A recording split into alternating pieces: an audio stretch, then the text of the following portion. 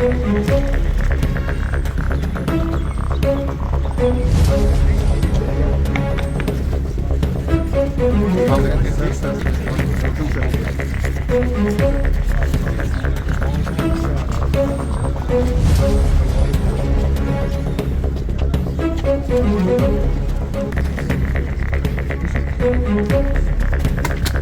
में साइड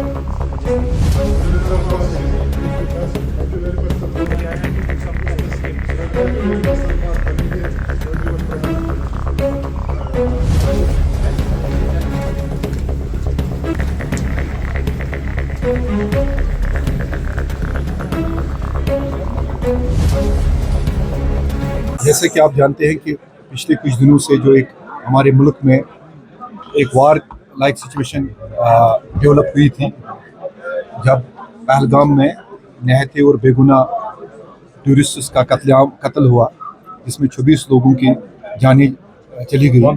उसके बाद जो हमारे मुल्क ने उसमें जो कार्रवाई की और उसके बाद जो हमारे हमसाया मुल्क की तरफ से जो एग्रेशन हुआ और फिर उसका भी मुंह तोड़ जवाब दिया गया, एक वार लाइक सिचुएशन क्रिएट हो गई। तो इस सिचुएशन में जो सिविल डिफेंस है उसका एक बहुत इंपॉर्टेंट रोल बनता है। सिविल डिफेंस ये है कि जब हमारे सिक्योरिटी फोर्सेस, हमारी आर्मी, हमारे बाकी लोग जो है यूनिफॉर्म में, वो बॉर्डर पे लड़ रहे होंगे और कम्युनिटी को और आम लोगों को उनकी रक्षा, उनकी सुरक्षा जो है वो उसकी सिविल डिफेंस करती है। वो गाइड करती है लोगों को कि वो किस तरह अपना ख्याल रखें। अगर एयर रेड्स होती है उस वक्त हमें किन एहतियाती तदाबीर को अमल में लाना चाहिए और बाकी भी जो चीज़ें हैं वो हमें कैसी करनी चाहिए ताकि हम महफूज रहें, हमारी जानें महफूज रहें और हमारी प्रॉपर्टीज़ हैं वो महफूज रहें।